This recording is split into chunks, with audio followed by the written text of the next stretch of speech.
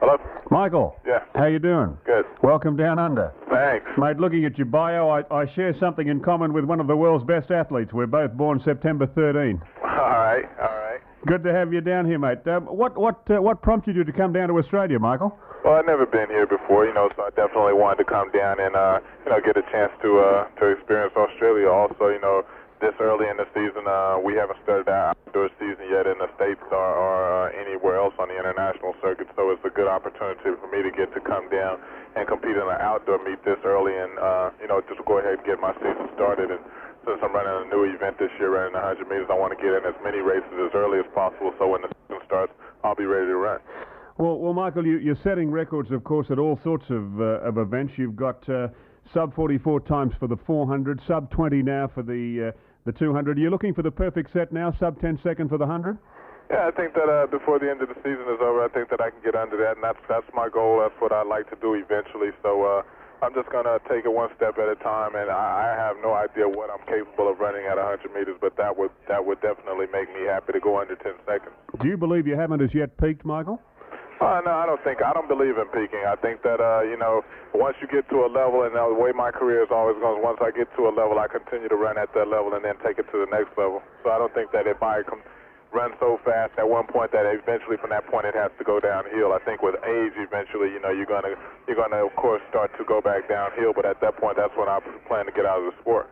Michael, you're a world champion at 200 and 400. You're an Olympic gold medalist at the 400, of course, as well. Now, the story with the taking up the 400, originally, that was to help your sprinting, wasn't it?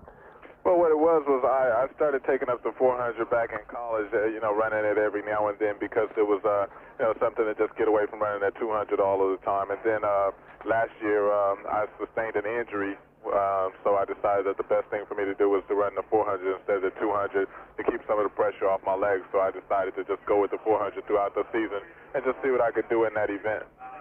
Looking back on a career that, of course, has got a long way to go, what do you think's the best race you've won? I know you were very impressed that 200 you ran in Europe a few years ago with a very, very strong field. Would that probably be the best?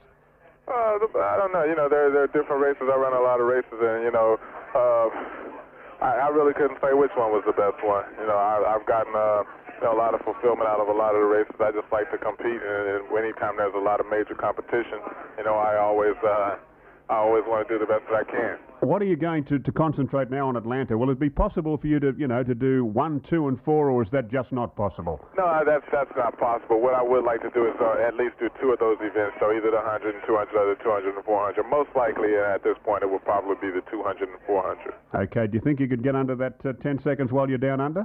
I really seriously doubt it. It's still very early in the season, just coming from the indoor season, and I haven't yet learned the event, and that's one of the reasons why I'm down here running the 100 meters. So. Well, mate, it is absolutely fantastic to have you down under. Enjoy your stay. I know it's a busy one for you, and I hope it's a tremendous 1994, and let's hope that Atlanta is an even bigger games for you, mate. Thanks for your time.